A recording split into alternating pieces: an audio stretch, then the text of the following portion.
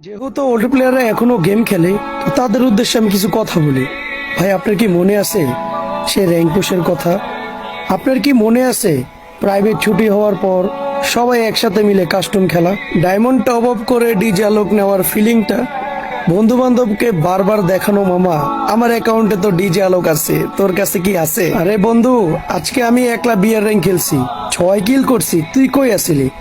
এ মামা, গেমে ঢুকতো, আজকে বিয়ার র্যাঙ্ক খেলমু। মিয়া হিরোকে উঠতে হবো তো, তুই কই? তাড়াতাড়ি গেমে আবি না? আরে আয় আয়, তুই আমার লগে কত কাস্টম খেলোস, চল চল কাস্টম খেলি।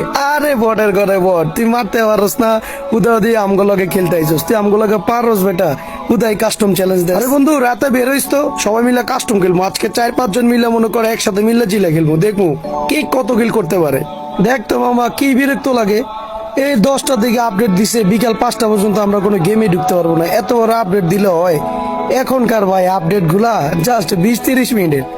আগের ভাই যখন গেমটা আপডেট দিত ভাই, তখন ভাই আমাদের দিন কেমনে যাইতো আমরা ভাই নিজেও জানতাম না, এত কষ্টে দিন যাইতো। এই গেমটা এখন ভাই 2-3 দিন না ঢুকলে কিচ্ছুই হয় না, কিন্তু আগে যখন জাস্ট আপডেট দিত 10টার দিকে 5টার দিকে আসতো, কতক্ষণ বসে থাকতো।